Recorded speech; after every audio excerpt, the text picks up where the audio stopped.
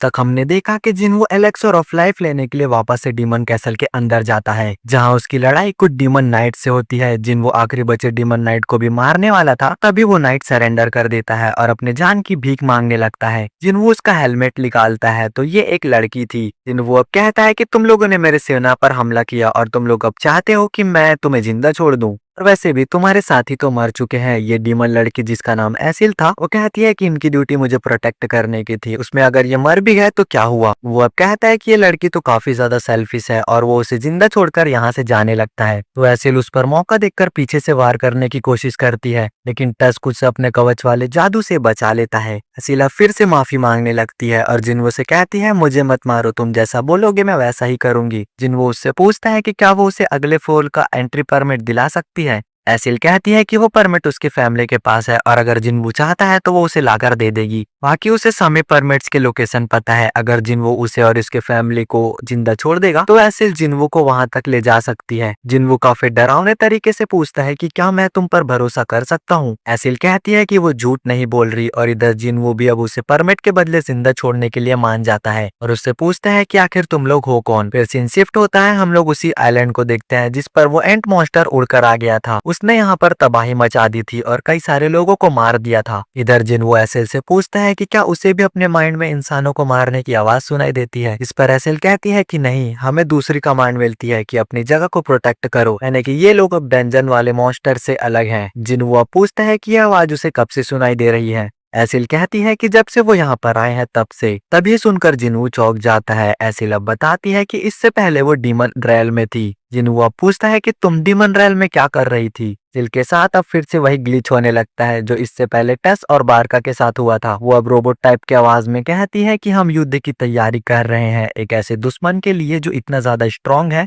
कि उससे लड़ने के लिए सभी डीमंस को इकट्ठा होना पड़ेगा। और इसके बाद एसिल कहती है कि ये जानकारी नहीं देनी चाहिए और बेहोश हो जाती है। और इधर जिन्वो भी समझ जाता है कि वो इससे ज्यादा सवाल नहीं पूछ सकता। दूसरी तरफ हम लोग अब अंतर एसोसिएशन की मीटिंग को देखते हैं, जिस पर जिनचुल बताता है कि एक एंट मॉन्स्टर ने जापान के पास एक छोटे से आइलैंड पर हमला कर दिया है, जिसमें 294 लोगों की जान गई है। 108 हंटर इसे लड़ने भेजे गए थे, जिनमें 4 ई रैंक हंटर, एक सी रैंक हंटर और एक बी रैंक हंटर मारे गए और आखिर में एक ए रैंक हंटर ने इस एंट को मार डाला, यानी कि इस एंट मॉन्स्टर की पावर ए रैंक जितनी थी। गन अब कहता है कि ये आइलैंड जीजू आइलैंड से 120 किलोमीटर दूर था और अगर एंट्स अच्छे से उड़ना सीख गई तो हमारे देश तक भी पहुंच सकती है। हमें हाई अलर्ट पर रहना होगा और तुरंत ही चौथे जीजू आइलैंड रेनोवेशन की तैयारी की जाए। इधर एसिल को भी होश आ गया था और वो जिन्नू को अपने फैमिली कैसल के पास लेकर जाती है, जिसके अंदर उसे परमिट मिलेगा। एसिल के फादर जिन्वो को देखकर डर जाते हैं क्योंकि उन्हें जिन्वो की शैडो में पूरी सेना दिखाई दे रही थी। जिन्वो उनसे कहता है कि मैंने एसिल से प्रॉमिस किया है कि अगर मुझे परमिट मिल गया तो मैं यहाँ किसी को भी नुकसान नहीं पहुंचाऊंगा। एसिल के फादर अब सोचने लगते हैं कि इस आदमी ने वल्कन और फेटस को मारा है, इसका मतलब हम लोग इसके सामने तो काफी कमजोर हैं। एसिल का फादर अब जिन्वो को परमिट दे देता है और तुरंत ही उसे यहाँ से निकल जाने को कहता है। जिन्वो अब कहता है कि वो उनकी बेटी को अपने साथ ले जाना चाहता है एक गाइड की तरह, क्योंकि उसे बाकी के परमिट की लोकेशन भी पता है और वो उसकी सेफ्टी की गारंटी भी देता है। तो एसिल का फादर मान जाता है और इसी तरह जिन्वो 90 फ्लोर तक पहुंच जाता है। एग्रिस और टैंक भी लेवल अप होकर ज्यादा स्ट्रॉन्ग हो गए थे। उनकी पावर अब एस रैंक और ए रैंक के बराबर की थी। एसिल अपने साथ कुछ गिफ्ट भी लेकर आए थे क्योंकि 90 फ्लोर के बाद उन्हें टॉप रैंक वाले क्लैन मिलेंगे जो कि काफी ज्यादा ताकतवर हैं, जिनसे अगर बातचीत करके परमिट मांग ले तो अच्छा रहेगा। जिन्वो अब पूछता है कि अगर मैं कमजोर होता तो क्या तुम्हारे फादर मुझसे बात करते? नहीं ना, दुनिया ऐसे ही चलती है। मैं तुम्हारे क्लैन को छोड़कर बाकी सभी को हरा दूंगा और तुम्हारी रादीरू क्लान नंबर 1 हो जाएगी। एसिल अब पूछती है कि वो उसके लिए इतना क्यों करेगा, जिस पर जिन्वो कहता है कि मैं तुम्हें पसंद करता हूँ, जो सुनकर एसिल शर्मा जाती है। असल में जिन्वो एसिल को जिन्हो की तरह समझ रहा था और बुद्धू लोगों से उसकी दोस्ती जल्दी हो जाती है। जिन्वो एसिल को यहीं से वापस लौटने को बोलता है क्योंकि अगले फ्लोर पर काफी स्ट्रॉन्ग दुश्मन मिलेंगे। तो एसिल उसे परमिट्स की लोकेशन बताते, बाकी सब जिन्वो खुद ही कर लेगा। तो एसिल उससे कहती है कि वो उसके साथ आखिरी तक चलना चाहती है और देखना चाहती है कि आखिर वो कितना लेवल अप हो सकता है। तो जिन्वो उसे साथ ले जाने के लिए मान जाता है। अगले फ्लोर पर उसका सामना और भी ज्यादा ताकतवर मॉन्स्टर से होता है, लेकिन जिन्वो फिर भी धीरे धीरे आगे बढ़ता जाता है और 97 फ्लोर भी क्लियर कर देता है। इधर चॉय और जाहिन को फिर से इन्फॉर्म कर दिया गया था कि जीजू आइलैंड मिशन फिर से होने वाला है और उनके साथ साथ देश के सभी एस रैंक हंटर्स को भी ये बात बता दी गई है। चाहिन अब सोचती है कि यानी कि जिन्हों भी उसके साथ चलेगा। तो अब कहता है कि पड़ोसी देश जापान भी हमारी मदद करेगा, क्योंकि अगर वो एंट उड़ने लगी तो इससे उन्हें भी खतरा हो सकता है।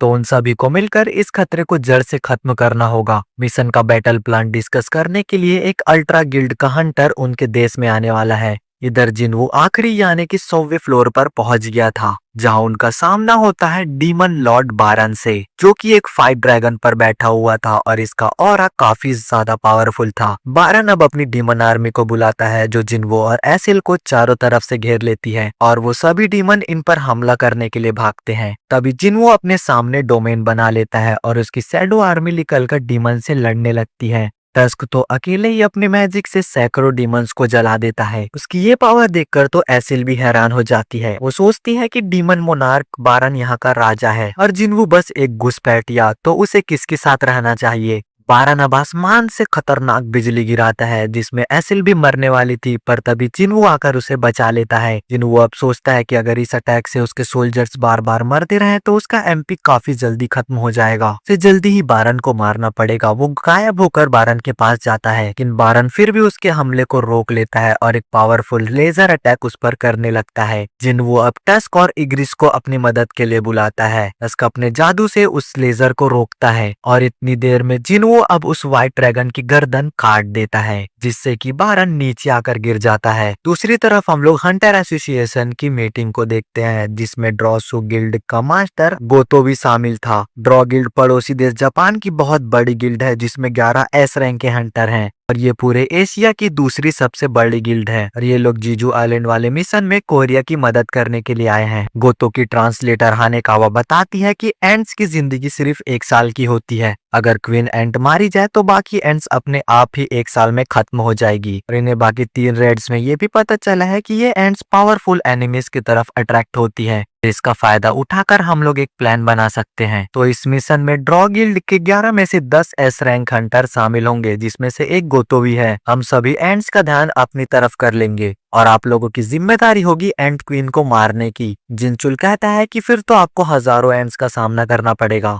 वो तो कहता है कि हम सिर्फ चारे की तरह एक्ट करेंगे तो इसमें ज्यादा कोई दिक्कत नहीं होगी। जिस पर गन बोलते हैं कि ठीक है, तो फिर इस जानकारी के हिसाब से ही प्लान बनाया जाएगा। दर्जन वो बारन से लड़ रहा था और उसका माना भी जल्द ही खत्म होता जा रहा था। टस्क, आयरन और इग्रिस साथ में बारन पर हमला करते हैं। बारन टस्क और आयरन को आराम से हरा देता है, लेकिन इग्रिस भी उसका कुछ नहीं कर पाता। जिन्वो एक पावरफुल अटैक करता है, लेकिन बारन उसे फिर भी ब्लॉक कर देता है और गर्दन पकड़कर जिन्वो को उठा देता है। लेकिन तभी टस्क और आयरन उसे पकड़ लेते हैं, पर बारन उसे फिर से हरा देता है और अब तक जिन्वो का सारा माना भी खत्म हो चुका था, यानी कि वो अपने शैडो आर्मी से किसी को भी नहीं बुला सकता और उसे बारन से अकेले ही लड़ना होगा। अब दोनों में ही काफी ज्यादा आइकॉनिक लेवल की फाइट होने लगती है और बारन जिन्वो को कड़ी टक्कर दे रहा था। आखिर में वो जिन्वो के डैगर उससे अलग कर देता है और अब जिन्वो खाली हाथ था। बारन अपने मुंह से ब्लास्ट कर जिन्वो को मारने ही वाला था, पर तभी एसिल अपना भाला उसकी तरफ फेंक देती है, जिससे कि बारन का ध्यान भटक जाता है। जिसका फायदा उठाकर जिन्वो बारन के दोनों हाथ उखाड़ देता है और फिर एक जोरदार अपरकट मारकर बारन की गर्दन ही उखाड़ देता है, जिससे कि बारन मारा जाता है और जिन्वो का डीमन कैसल वाला मिशन भी कंप्लीट हो गया था।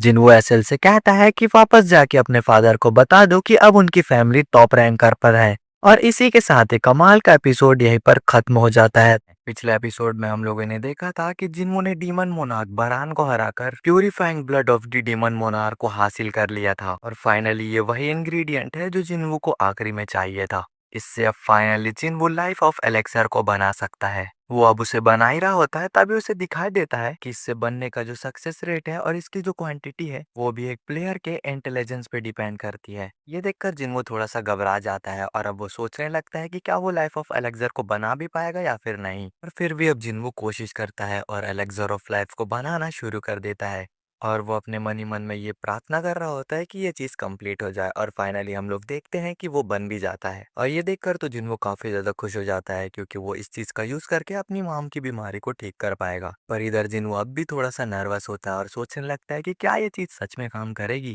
और क्या ये मेरी मॉम को ठीक कर पाएगी भी या फिर नहीं। अभी वहां पर आयरन उसी ड्रैगन की डेड बॉडी को जिन्वो के सामने लाकर रख देता है। इधर जिन्वो भी अपनी अराइज वाले पावर का यूज करके उस ड्रैगन की सोल को अपने शैडो मोनार्क आर्मी में ऐड कर लेता है और ये देखकर तो एसिल भी काफी ज्यादा शॉक हो जाती है। इसके बाद अब सिस्टम जिन्वू से इस ड्रैगन का नाम रखने के लिए कहता है। इधर जिन्वू को ये याद ही नहीं आ रहा होता है कि इस ड्रैगन का नाम क्या था, और इसलिए जिन्वू अब इस ड्रैगन का नाम काइजल रख देता है, और ये नाम भी काइजल को पसंद आ जाता है। वहीं पर एसिल भी अब खुश होकर कहती है कि इसकी मदद से तो हम लोग काफी जल्दी अपने घर पहुंच जाएंगे। घर जाने के बाद हम लोग पार्टी करेंगे और मेरे फादर भी काफी ज्यादा खुश होंगे। वो ये सब बोल ही रही होती है, लेकिन जिन्वू उसकी बातों पर ध्यान ही नहीं दे रहा होता है। वो सोच रहा होता है कि मुझे एलेक्सर के इफेक्ट को इमीडिएटली देखना है। अभी जिन्वू को याद आता है कि उसकी इन्वेंट्री में एक रिव्यू स्टोन है, जिसका यूज करके वो काफी जल्दी ही यहाँ से बाहर निकल सकता है। जिन्वू अब स्टोन को देख ही रहा होता है, तभी वो ध्यान देता है कि उसे रिवॉर्ड में एक जॉब एक्सक्लूसिव स्किल भी मिली है, कि है शैडो एक्सचेंज, और इसकी मदद से जिन्वू अपनी जगह अपने शैडो की जगह से बदल सकता है, मतलब टेलीपोर्ट हो सकता है। पर इसमें डिसएडवांटेज ये है कि इसे एक बार यूज करने के बाद इसे दोबारा 3 घंटे बाद ही यूज किया जा सकता है।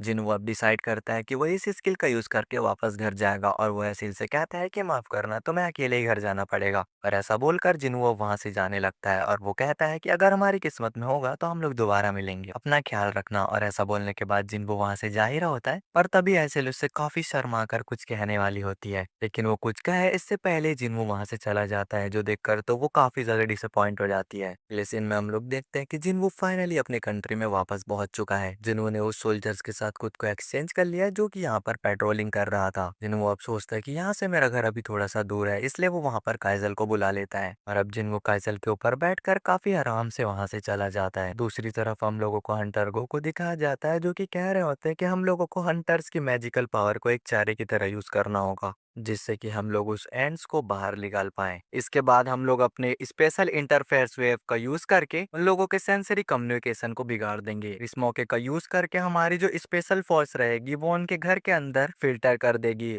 और जाकर उस क्वीन एंट को मार देंगे। वही पर अब जिनचुल ये कहने लगता है कि जो इंटरफेरेंस वेव है वो सही से काम करेगी भी या फिर नहीं। अब गोभी कहता है कि सच बताऊं तो मुझे भी थोड़ा सा मुश्किल फील हो रहा है, पर जो इन्वेस्टिगेशन के रिजल्ट्स थे वो काफी ज्यादा एक्यूरेट थे, और हमारे कंक्लूजन भी काफी ज्यादा सही थे, और हमने वापस रिटर्न होने का यानी कि रिट्रीट प्लान भी बना रखा है। अगर इंटरफेरेंस फेल हो जाती है तो हम लोगों को सबसे पहले इंपॉर्टेंट चीज जो करनी है वो ये है कि हमें सभी हंटर्स को आइलैंड पर भेजने की तैयारी करनी चाहिए। वैसे क्या तुम जिन्हू को कांटेक्ट कर पाए हो? जिस पर जिनचुल कहता है नहीं। अगले सीन में हम लोग मिन को देखते हैं, जो कि बेक का दोस्त है, और वो लोग यहाँ पर ड्रिंक करने के लिए आए हैं। पर अब बेक कह रहा होता है कि ये एस रैंक का हीलर मिन बैंग गू ये दुनिया का उन हंटर्स में से एक है जो कि काफी ज्यादा यंग एज में रिटायर हो गए थे, वो भी पूरी तरीके से अनहार्म। ये साथ में मेरे लाइफ और डेथ का कंपेनियन है। पर मिन अब उसे कहता है कि क्या तुम लोग सच में अभी जीजू आइलैंड पर फिर से जाओगे? तुम लोगों ने देखा तो था ना कि किस तरीके से इनसुक मारा गया था।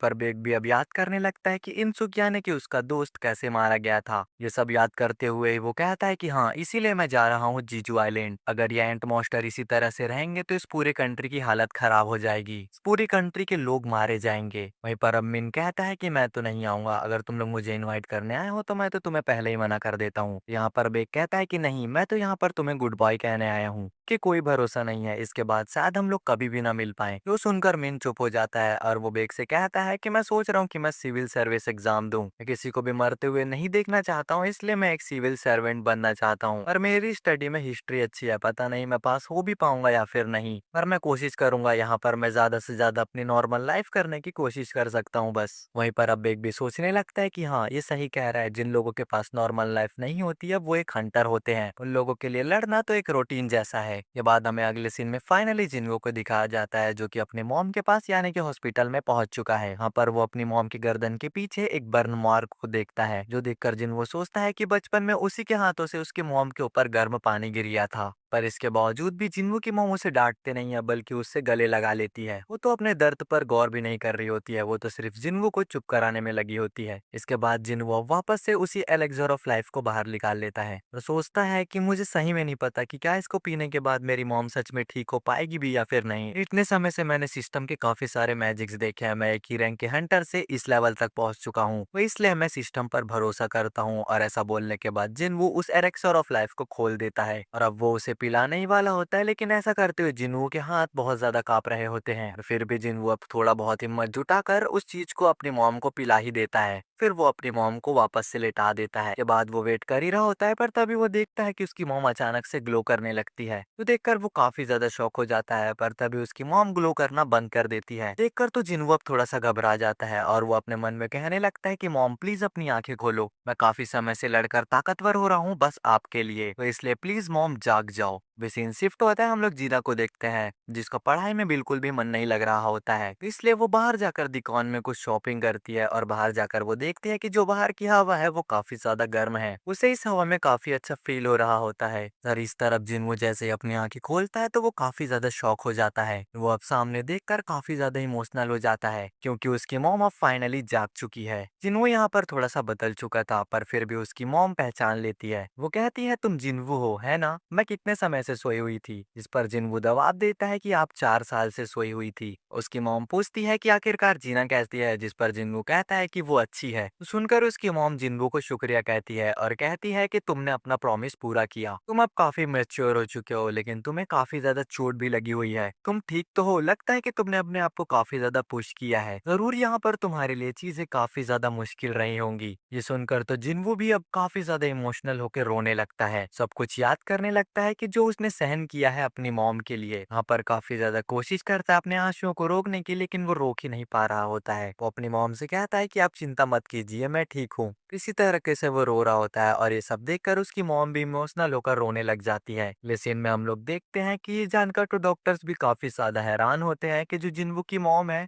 वो एटर्नल स्लम्बर से बाहर आ चुकी है, मतलब ठीक हो चुकी है। सो डॉक्टर जो होता है वो कहता है कि जो फैमिली है वो चाहती है कि जो पेशेंट है उसको जल्दी से जल्दी डिस्चार्ज किया जाए। एक चीज तो मैं तुम लोगों को बताना ही भूल गया, तो जिन्वू के मदर के पीछे जो बोन स्कार था वो भी गायब हो चुका है। इसके बाद अब सीन शिफ्ट होता है, हम लोग देखते हैं कि जिन्हा भी अब अपनी मॉम से मिलने के लिए आती है। वो अपनी मॉम को जगा हुआ देखकर काफी खुश होकर उसे गले लगा लेती है। इस तरीके से अब जिन्हा भी काफी ज्यादा रोने लगती है। ये सब देखकर भी जिन्हू खुश हो जाता है और कहने लगता है कि इतने समय से जो मैंने मेहनत की वो अब रंग ला रही है। अगले सीन में हम लोग फिर से अब गो को देखते हैं, जो कि यहाँ पर एक इंटरव्यू में आया है। यहाँ पर अब सभी रिपोर्टर्स का शुक्रिया करता है यहाँ पर आने के लिए। वो अब सभी लोगों से कहता है कि तुम लोगों को तो पता ही होगा कि नेशनल वर्ल्ड में सभी जगह डिजास्टर्स हो रहे हैं, वो भी इन विंग्स एंड्स की वजह से, जो कि जीजू आइलैंड से आ रहे हैं। इस वजह से हंटर एसोसिएशन ने डिसाइड किया है कि हम लोग 4th जीजू आइलैंड मिशन को शुरू करने वाले हैं। इस मिशन के अंदर सिर्फ डोमेस्टिक एस रैंक के हंटर्स ही इन्वॉल्व नहीं होंगे, बल्कि जापान के 10 एस रैंक के हंटर्स भी इन्वॉल्व हो रहे हैं।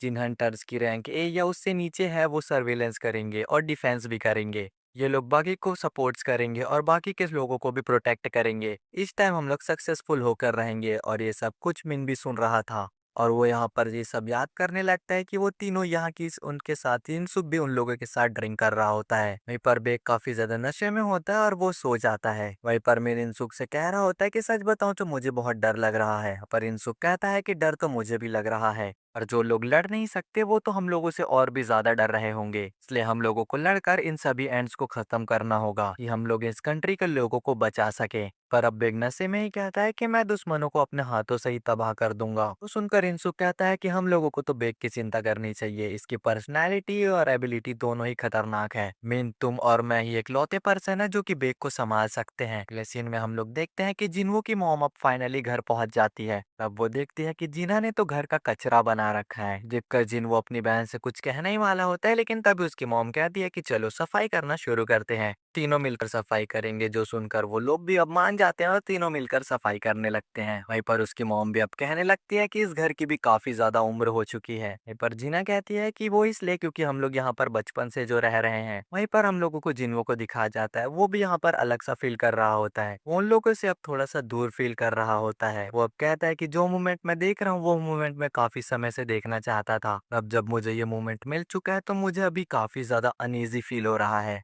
कहीं मैंने हंटर होने के तौर पर वो लाइन तो क्रॉस नहीं कर दिया जो कि मुझे नहीं करनी चाहिए थी। इन वो अब कुछ सोच ही रहा होता है, तभी उसकी मॉम अब फोटो को देख रही होती है, जो कि उनकी फैमिली फोटो होती है। और वो जिन्वू से पूछती है कि क्या तुम्हारे फादर ने तुम्हें कांटेक्ट किया। इस पर जिन्वू कहता है कि नहीं। इस पर जिन्वू की मॉम कहती है कि मैंने सुना कि तुम एक हंटर बन चुके हो, तुम्हारे फादर भी हंटर बनने से पहले एक फायर फाइटर थे। मैंने तुम्हारे फादर से इसलिए शादी करी क्योंकि तुम्हारे फादर जब लोगों की जान बचाते तो मुझे वो काफी ज्यादा कूल लगते थे। तुम तुम भी अपने फादर की तरह हो। और ये सुनकर तो जिन वो काफी ज्यादा खुश हो जाता है। तभी जीना अब अपनी मॉम से कहती है कि मैं भी अब डॉक्टर बन रही हूँ, जिससे कि मैं लोगों को हील कर सकूं। और ये सुनकर तो उसकी मॉम भी खुश हो जाती है। अभी अब जिनवू को एक कॉल आ जाती है जो कि जिनचुल की तरफ से होती है। अगले सीन में अब हम लोग गो को देखते हैं जो कि कॉन्फ्रेंस को पूरा करने के बाद आ जाता है। के बाद अब गो कहता है कि मैंने बिल्कुल भी एक्सपेक्ट नहीं किया था कि कॉन्फ्रेंस के अंदर थॉमस एंड्रे भी आएगा। जिनचुल अब बताता है कि थॉमस एंड्रे अमेरिका का S rank national authority Hunter है। वहीं पर अब गो कहता है कि मैंने बिल्कुल भी एक्सपेक्ट नहीं किया था कि वो हमारी मदद करने के लिए आएगा।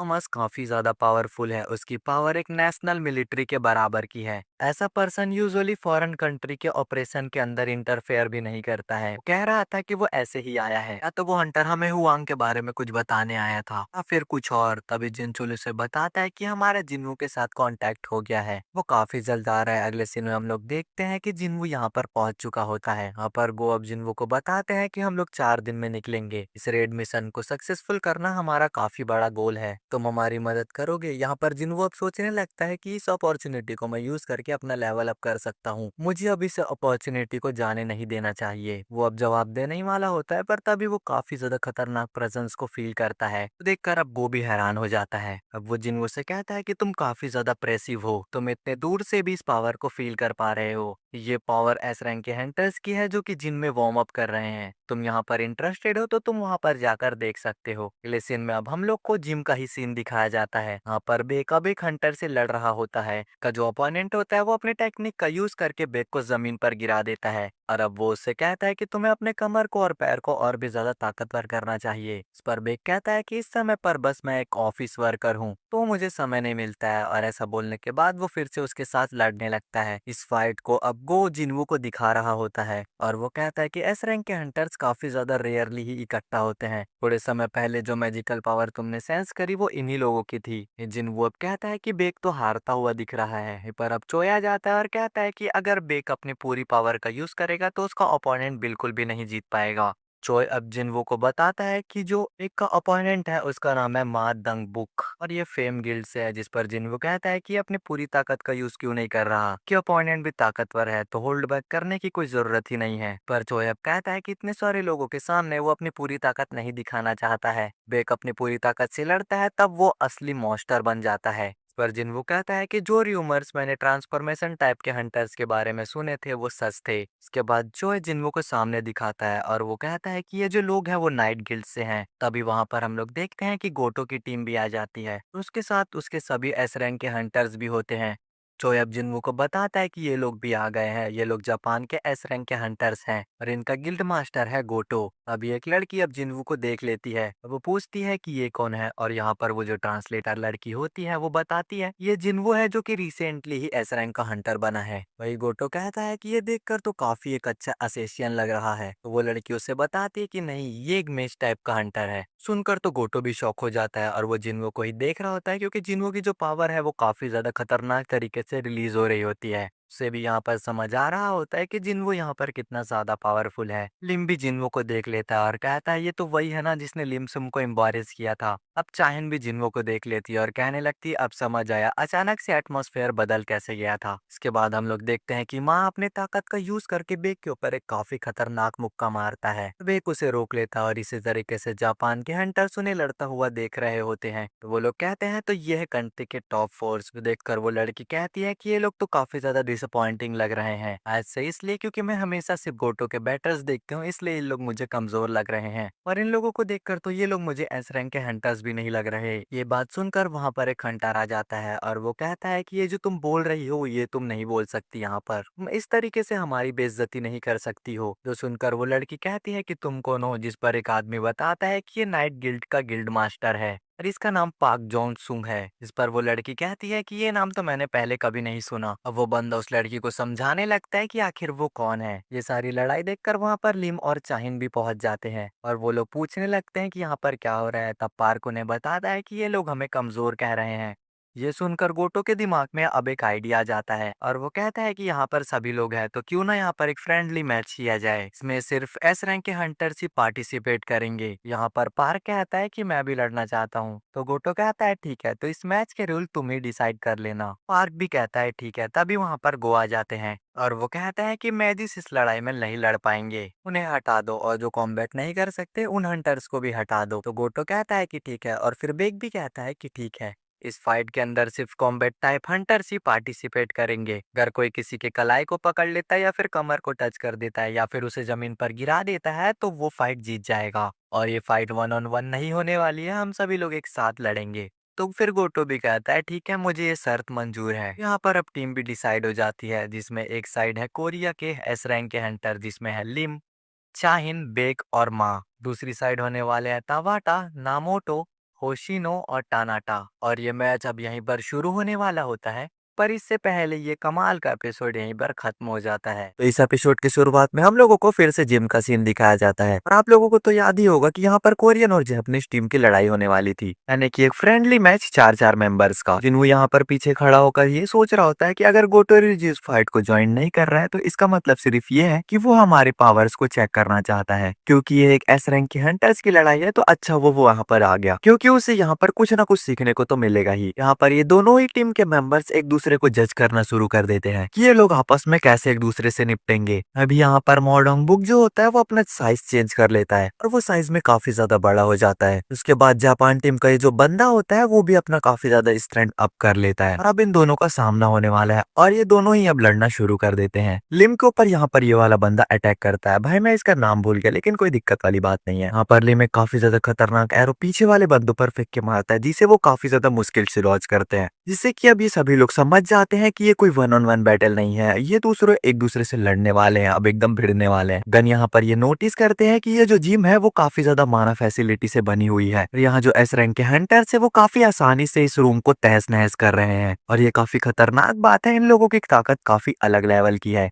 बेक यहाँ पर सोचता है कि अगर हमारा सामना दुनिया के सबसे खतरनाक हंटर से हो रहा है तो बस कलाई पकड़ने से काम नहीं चलेगा, समय आने पर हम कलाई तोड़ भी सकते हैं। तभी ये वाला जो बंदा होता है वो बेक के ऊपर पीछे से हमला करने के लिए आता है, लेकिन तभी अचानक से वो वहां पर ही रुक जाता है। ये देखकर तो बेक भी हैरान हो जाता है और सोचता है कि ये वाला जो बंदा था वो अभी मुझे जान से मारने के लिए आ रहा था, लेकिन ये अचानक से रुक क्यों गया? क्या इसके साथ कोई प्रॉब्लम है या फिर इसे डर लग रहा है? यहाँ बेक के जो सामने बंदा होता है वो अपने मन में सोच रहा होता है कि अरे यार मैं फिर से हेजिटेट कर गया, अगर ऐसा ही चलता रहा तो मैं बैटल फील्ड में काफी जल्दी मारा जाऊंगा। यहाँ पर हमें पता चलता है कि इस बंदे का नाम उमामोटो होता है। यहाँ पर बेक समझ नहीं पा रहा होता है कि इस बंदे के साथ आखिर प्रॉब्लम क्या है, या ये कोई डरपोक है या फिर इसे लड़ने में कोई प्रॉब्लम है। अब बेक को वही वाली बात याद आ रही होती है जिसमें उसने कहा था कि वही लोग हंटर बनते हैं जो लोग लड़ना चाहते हैं, और अब बेक को समझ आ जाता है कि वो इस बारे में शायद गलत था और अब वो यहाँ पर तैयार हो जाता है पूरी तरह से उमामोटो से लड़ने के लिए। यहाँ पर उमामोटो भी ये देखकर समझ जाता है कि बेक अब पूरी तरह से चेंज हो चुका है। अभी हम लोगों को यहाँ पर पीछे दिखाया जाता है जहाँ पर माँ डोंगबुक हार चुका होता है,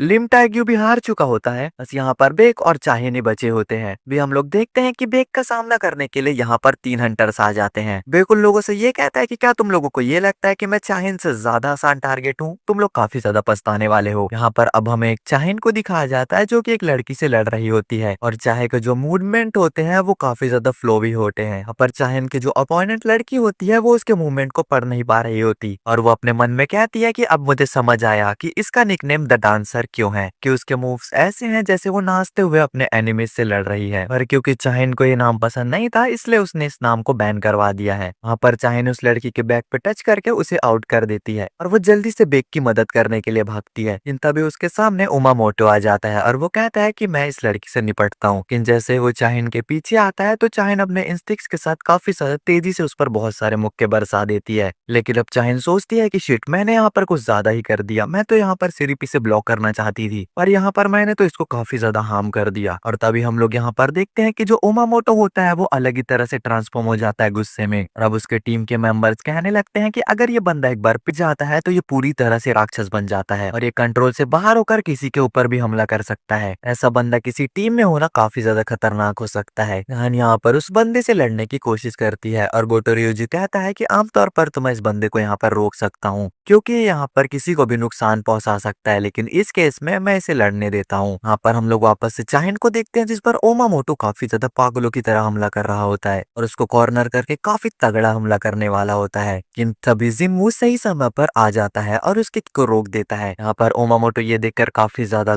गुस्सा हो जाता है कि जिन्वू उसके किक को रोक रहा है और वो जिन्वू पर भी हमला कर देता है। यहाँ पर जिन्वू ने भी कच्ची गोटियां थोड़ी ना खेली है, वो भी उसे पटक देता है और एक ही बार में बेहोश कर देता है। वो चाहिन से कहता है कि हमें यहाँ पर हार मान लेनी चाहिए क्योंकि बाकी सारे बंदे जो है वो भी आउट हो चुके हैं। और अब यहाँ पर हम लोग देखते हैं कि गोटो ryuji जिन्वू के सामने आता है और पूछता है, तुम्हारा नाम जिन्वू है ना? मैं तुमसे 1v1 फाइट करना चाहता हूँ। और जैसा कि हम लोगों को पता है कि जिन्वू को जापानीज नहीं आती है, तो ट्रांसलेटर उसे बता देती है ये चीज। जिन्वू कहता है कि मुझे जापानीज तो नहीं आती, लेकिन मैं इसके बॉडी लैंग्वेज को देखकर बता सकता हूँ कि ये मुझसे लड़ना चाहता है। जिन्वू सोचता है कि क्या ये देखना चाहता है कि मैं कितना ज्यादा स्किल्ड हूँ। मुझे नहीं पता है कि इस बंदे का क्या मोटिव है, लेकिन मैं भी ये देखना चाहता हूँ कि डीमन कासल के बाद मैं कितना ज्यादा स्ट्रांग हो चुका हूँ। जिन्वू ये सोचकर स्माइल कर ही रहा होता है, लेकिन ये देखकर गोटो चिढ़ जाता है और सोचता है कि क्या ये बंदा मुझे चिढ़ा रहा है। आने का अब गोटो से कहती है कि ठीक है मिस्टर गोटो, सन जिन्वू ने आपका रिक्वेस्ट एक्सेप्ट कर लिया लड़ने के लिए, लेकिन उसमें भी एक कंडीशन है। वो चाहते हैं कि आप अपनी पूरी ताकत का इस्तेमाल करें। यहाँ पर गोटो तो काफी ज्यादा चिढ़ा होता है अंदर ही अंदर, और वो सोच रहा होता है कि यहाँ पर एस रैंक की हीलर है तो वो सब कुछ संभाल लेगी। और फिर वो उस एस रैंक के हंटर को ऑर्डर देता है कि जो भी यहाँ पर जख्मी हो जाएगा उसको हील कर देना। यहाँ पर वो कहता है कि इस बंदे की काफी ज्यादा वाट लगने वाली है। यहाँ पर ये बंदा अपने जिन्वू को काफी ज्यादा हल्के में ले रहा होता है। इसको क्या पता बंदे ने क्या क्या कांड करके रखे हैं। चाइन अब ये सोचती है कि भले इसने अपने दम पर ए रैंक के डंजन को क्लियर कर रखा है और वहां पर उसने काफी सारे ऑर्स को भी हराया है, तो क्या यहाँ पर जिन्वू ठीक रहेगा? अब बेक चाइन से पूछता है कि क्या तुम्हें हंटर से प्रॉब्लम नहीं हो रही है? तो चाइन यहाँ पर जवाब देती है कि यहाँ पर वो प्रैक्टिस कर रही है क्योंकि वो हर समय अपने नाक पर रुमाल रखकर नहीं घूम सकती। और जैसा कि तुम सब जिन्वू को पहले से जानते हो, तो क्या तुम्हें ये लड़ाई पहले से नहीं रुकनी चाहिए?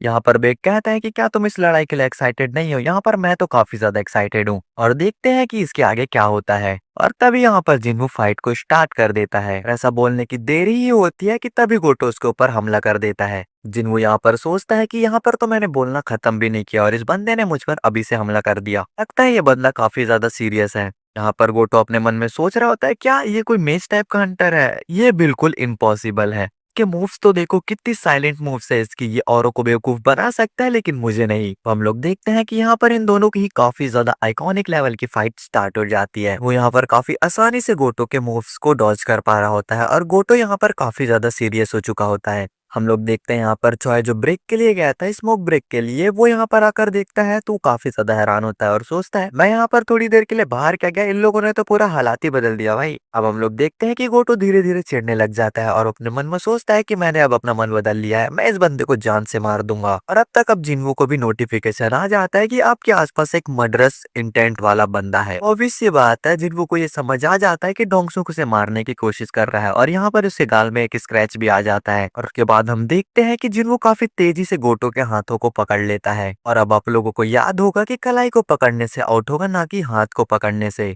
जिन्वू अब ये सोचने लगता है कि वो नहीं चाहता कि उसको एक अर्जेंट ट्विस्ट मिल जाए, जैसे कि उसको डोंगसू के टाइम पर मिला था। अगर ऐसा ही चलता रहा तो उसे गोटो को भी मारना पड़ेगा। यहाँ पर गोटो ये सोचने लगता है कि ये बंदा अभी मेरी कलाई भी पकड़ सकता था, पर इसने हाथ क्यों पकड़ा मेरा। उसके जवाब में जिन्वू यहाँ पर कहता है कि मुझे पता है कि तुम ये लड़ाई इतनी जल्दी खत्म नहीं करना चाहते। अब ये कहने के बाद दोनों ही काफी ज्यादा सीरियस हो जाते हैं और दोनों ही अपनी पूरी ताकत से एक दूसरे पर हमला करने वाले होते हैं। इन तभी इन दोनों के ही टीममेट्स इन दोनों को ही रोक लेते हैं। यहाँ पर बेक जिन्वू से कहता है कि बस कर भाई, बहुत हो गया, मार डालेगा क्या उसे। कहता है कि ये बंदा भी जापानीज टीम को लीड करने वाला है, तो इसका सही सलामत रहना जरूरी है और अगर इस बंदे को यहाँ पर कुछ हो गया तो हमें रिस्पॉन्स देने में काफी ज्यादा दिक्कत आएगी। तो यहाँ पर इसमें सबसे अच्छा ये होगा कि हमें इस लड़ाई को यहीं पर रोक देना चाहिए। और फिर ये लड़ाई यहीं पर रोक दी जाती है। मॉन्ग डॉग बुक जो होता है वो यहाँ पर जिन्वू से काफी इंप्रेस होता है और वो जिन्वू को ऑफर देता है कि वो उसकी गिल्ड में ज्वाइन कर सकता है अगर वो चाहे तो। उसे ऐसे हंटर्स की काफी ज्यादा जरूरत है जो कि असैसिन टाइप से हैं। विचॉय उसे बताता है कि ओ भाई, वो कोई असैसिन टाइप का नहीं बल्कि एक मेज टाइप का हंटर है। यहाँ पर जो डोंगुक होता है वो काफी ज्यादा डर जाता है। जिन्वू को ये समझ आ जाता है कि ये जो एस रैंक के हंटर्स हैं वो कितने ज्यादा ताकतवर हो सकते हैं। लेकिन हैरान करने वाली बात तो ये है कि यहाँ पर किसी भी हंटर को ये पता नहीं चला कि उसके पास शैडो सोल्जर्स की पावर है और ये काफी कमाल की बात है। जिन्वू गन से कहता है कि तुमने मुझसे पूछा था ना कि क्या मैं इस रेड में पार्टिसिपेट लेना चाहता हूँ या फिर नहीं, पर हमें ये नहीं बताया जाता कि जिन्वू का क्या रिप्लाई है और हमें सीधा गोटो को दिखाया जाता है जिसके के तो यहाँ पर काफी ज्यादा हालत खराब होती है। फिर सीन शिफ्ट होता है, हमें बेक को दिखाया जाता है जो कि यहाँ पर सोच रहा होता है कि इतने टाइम से वो जो जिन्वो को अपने गिल्ड में रिक्रूट करने के लिए मेहनत कर रहा था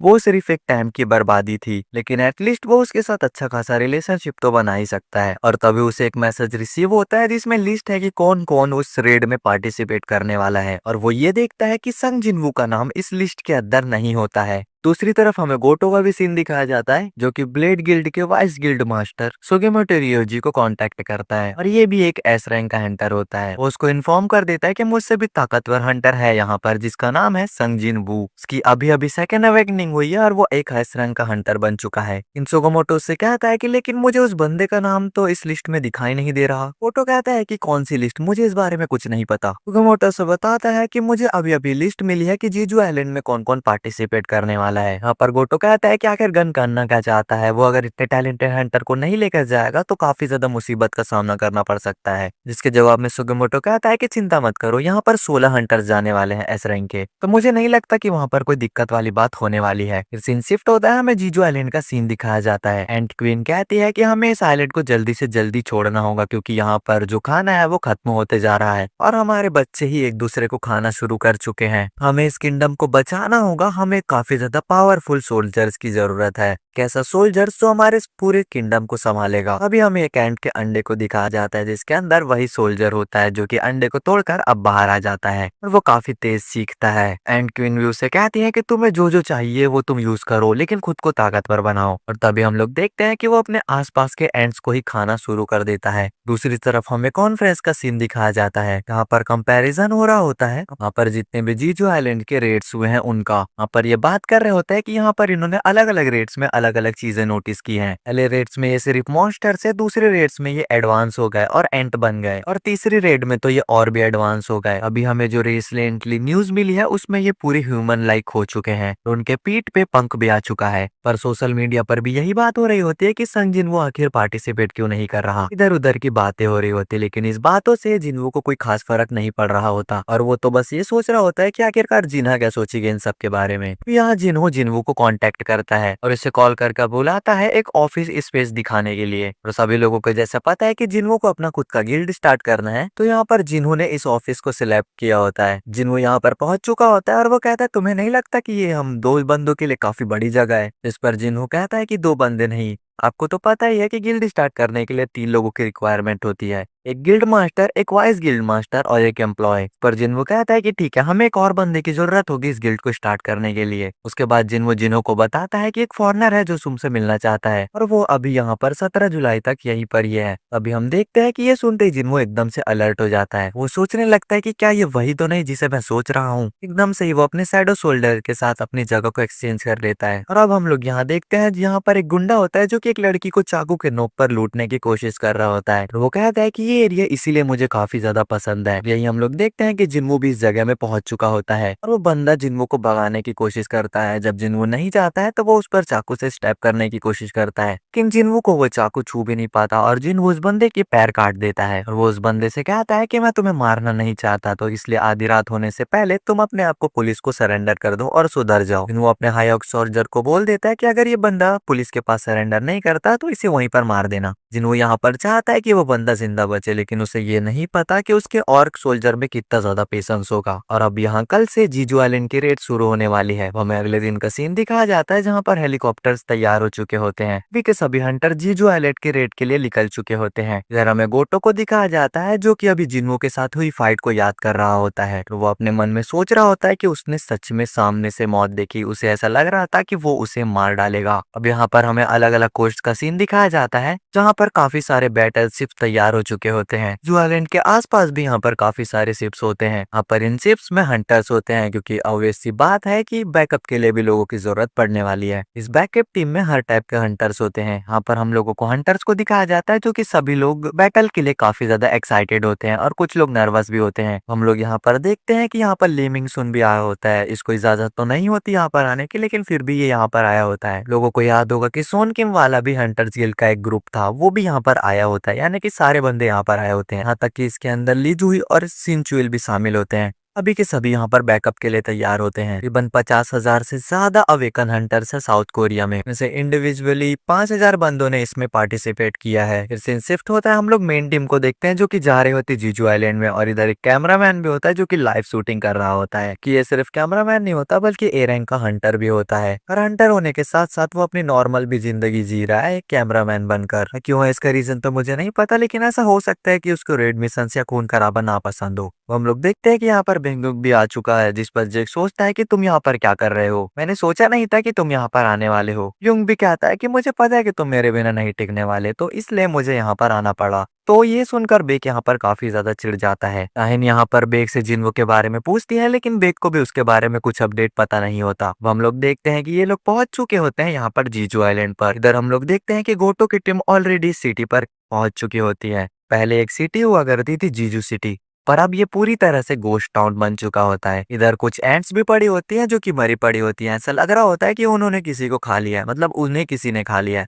और ये लोग समझ जाते हैं कि यहाँ पर कोई प्रोटेक्टर है जो इन लोगों को मार रहा है। गोटो की टीम ये डिसाइड करती है कि वो लोग चारों तरफ से फैल जाएंगे और उन लोगों का ध्यान भटकाएंगे। हमारे जो साउथ कोरिया के हंटर्स है वो जाएंगे क्वीन के पास, और गोटो ऑर्डर दे देता है फ्लड गेट्स को ओपन करने का। से वो गेट्स ओपन होते हैं, वहां पर काफी तगड़ी वेव निकलती है और सारे के सारे एंट मॉन्स्टर उन लोगों की तरफ आना स्टार्ट हो जाते हैं। अब इसी तरह ये मिशन यहाँ पर शुरू हो चुका होता है। गोको को पता है कि एंट्स उन हेलीकॉप्टर्स पर हमला करेगी, तो चॉय कहता है कि इन लोगों को मैं संभाल लेता हूँ। पर चॉय अपने फ्लेम स्पेयर्स फेंकता है, लेकिन इस अटैक से उन एंट्स पर कोई खास फर्क नहीं पड़ता है, पर सिर्फ एक ही एंट्स मरती है, और ये एंट्स काफी ज्यादा इन्वॉल्व हो चुके होते हैं। चॉय ये देखकर कहता है कि ठीक है, ऐसा है तो मैं कुछ बड़ा करने वाला हूँ और तुम लोग संभल कर रहना। वो अपनी पावर से उन एंट्स को पूरी तरह जला देता है और हेलीकॉप्टर से कूद कर कहता है तो मैं आगे चलकर देखता हूँ। यहाँ पर नीचे आता है और आइलैंड्स पे पहुंचते ही वो पूरे के पूरे एंट्स की वाट लगाना शुरू कर देता है। सभी को मारकर कहता है कि ठीक है गाइस, अब तुम लोग नीचे आ सकते हो। हम लोग देखते हैं कि मॉडोंगुक जो होता है वो ये पावर देखकर काफी ज्यादा इंप्रेस हो जाता है, और वो बात कर रहे होता है कि सिर्फ 1 घंटा है जापानीज टीम के पास उनका ध्यान भटकाने के लिए, और हमारे पास भी सिर्फ 1 घंटा है क्वीन को मारने के लिए। कहने के बाद ही वो सभी के सभी नीचे कूद जाते हैं जीजू आइलैंड को स्टार्ट करने के लिए, और इसी के साथ एक कमाल का एपिसोड खत्म हो जाता है। तो अगर वीडियो पे नए हो तो चैनल को सब्सक्राइब और वीडियो को लाइक कर देना। मिलते हैं नेक्स्ट वीडियो में, तब तक के लिए bye bye, take care, Tata.